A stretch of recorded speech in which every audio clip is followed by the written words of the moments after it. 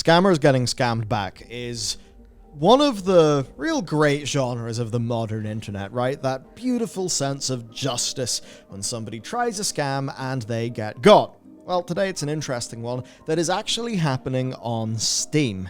Okay? So a thing that overall can happen, right, is developers getting scammed to get game keys, be it fake review emails, Steam curators. They get some keys from a developer, and then they sell those keys on the grey market.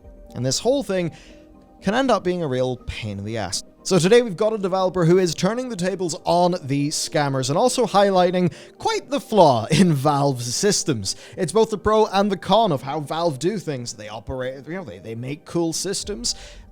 Those systems run, and often there are good outcomes, but there can be cracks and abuses in systems that Valve typically are also a little bit more hands-off and laissez-faire when it comes to dealing with those things. Such as, hello CSGO loot boxes, hello TF2 keys. Yeah, Valve were pretty much to blame for loot boxes. Thanks. Overwatch dealt the killing blow, but TF2 was where it really started. Oh boy, yeah, something about those team shooters. So, Here's the setup, right? There's a game, it's called Brock the Investigator. It's a point-and-click brawler. So a fun little, mashup of a brawler and an RPG. It's made by a solo developer, right? This game has been out on Steam since the 26th of August 2022, and it's got 112 reviews, trending to very positive. So it's obviously no insane launch, but that's actually a real nice solid launch.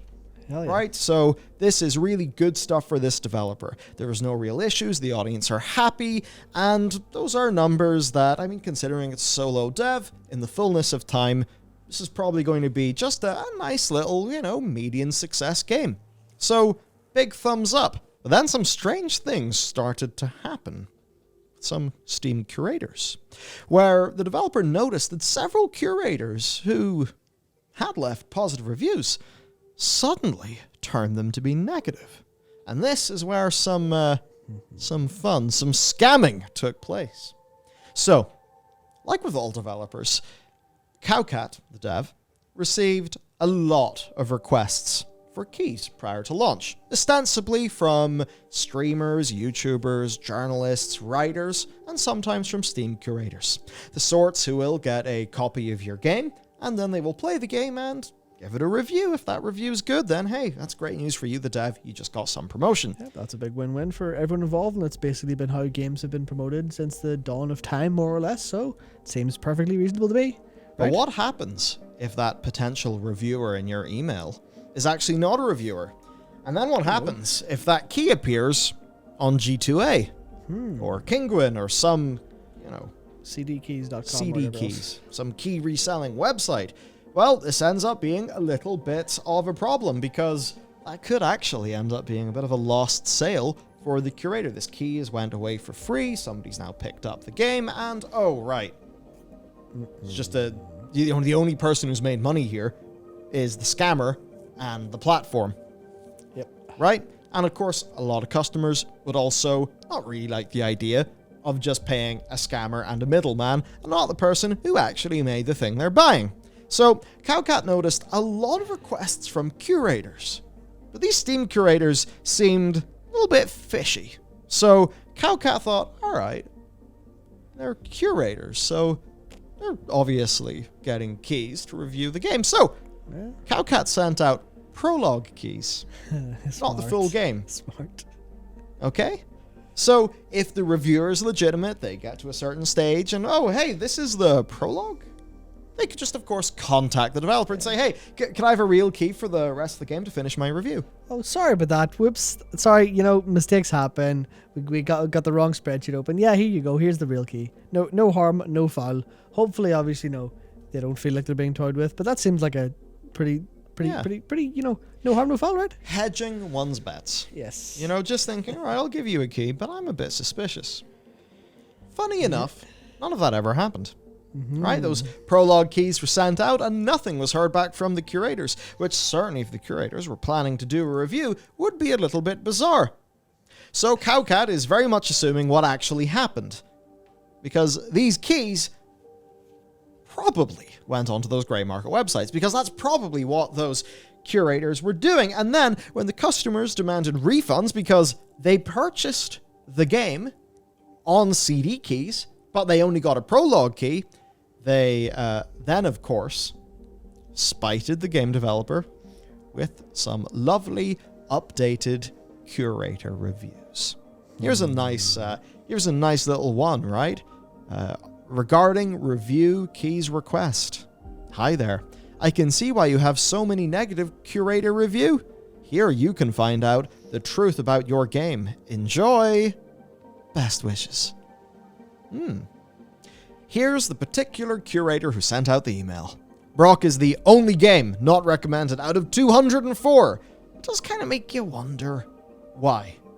Considering the review was positive before, the person running the scam ended up having their bullshit be called because they did not check the key.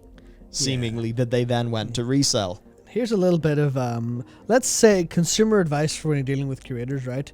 Because if you want to take a read through some of those reviews here, you see things like, a truly exceptional example of the Metroidvania genre that offers indescribable somber atmosphere, great 2.5D graphics with an absolute gorgeous soundtrack, and truly memorable boss encounters. Incredible. Like, that does actually say stuff, but you could be forgiven for assuming that's a copy-paste from the actual description of the game, because it's so, you could almost feel the no thought or effort put in whatsoever. Same with Force Reboot. A truly excellent retro-style movement FPS, that's just a descriptor from, its own page. Delivering flawlessly polished, smooth experience, that's generic. Well thought out mechanics, all this could be true, but it's also all super generic sounding with no examples, along with various perks, weapons, and game modes.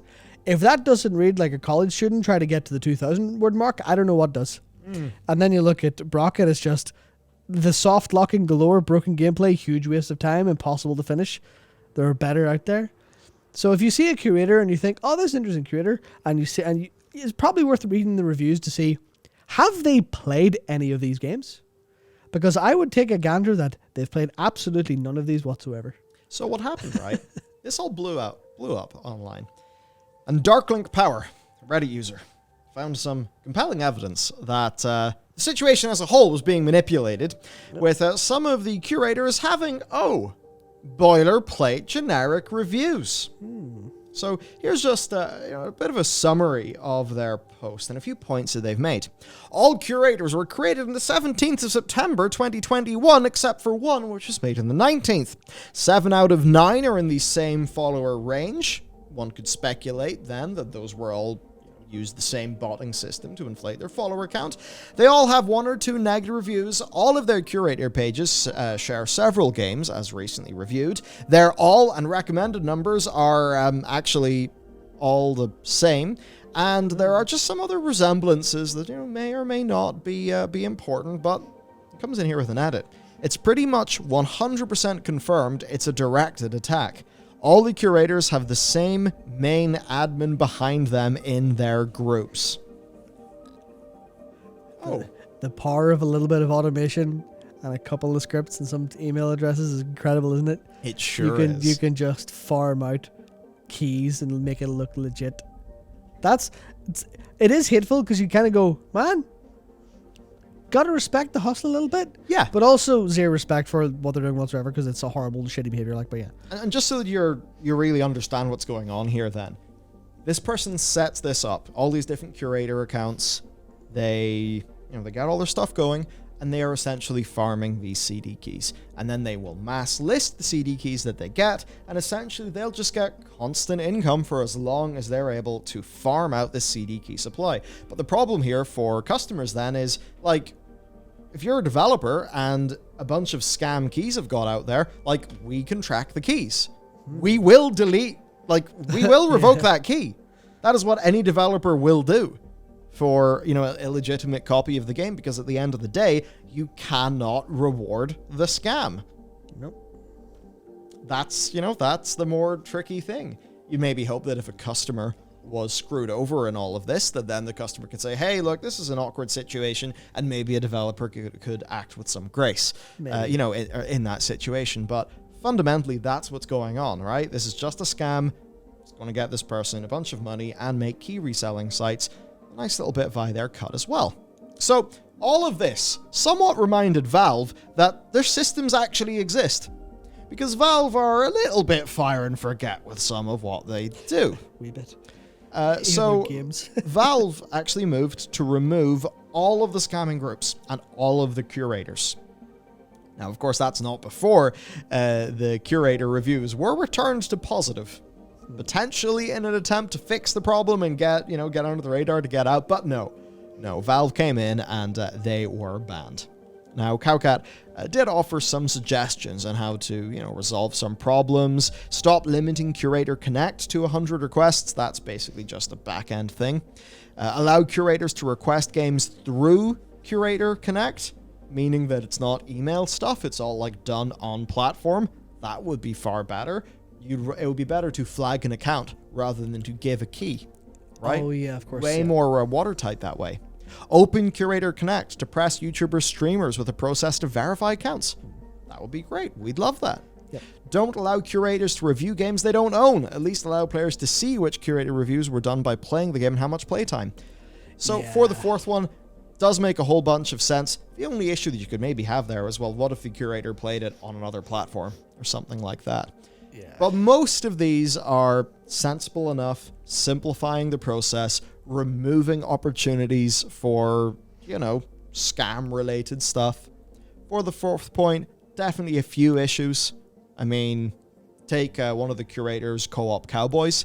They don't need to fully play a game to know if co-op is present, right? Because quite a few will use the Steam Curator system. It may be different from originally intended, but still very useful to the consumers. There's quite a few. There's quite a few of those I've seen which are actually very, very useful for literally this feature actually literally exists, or this feature does not exist. And that's actually profoundly helpful if you're targeting a very specific feature. That works very, very well. But even then, that's a case where even if that was, hey, this has low playtime, as long as that's open to the person to see. They'd say, oh wait, they've got 10 minutes of playtime, but all they're doing is confirming that co-op works, then sure, yeah, that's fine. That should work. Theoretically should be completely fine. Same with reviews, where you go down, you see a negative review that's 20,000 hours and it's game's not very good. But you kind of go, well, it's 20,000 hours long, clearly there must be something in it. Yeah. So maybe the quality rather than the quantity is a little bit important for that, but yeah. Yeah. And all this brings us to Steam Curators. It's a neat idea, but it's a relic. It is a relic from that era, of course, where Valve were going all in on tags, all in on essentially players running the platform via Valve developed tools. And what's odd is they actually run off Steam groups, which are one of the oldest and most unupdated parts of the entire Steam ecosystem. As far as the public understanding goes, curators basically don't feed into any of the other systems on Steam. They don't affect the positivity or ratings of the user review system. They don't seem to have any impact on the wider store.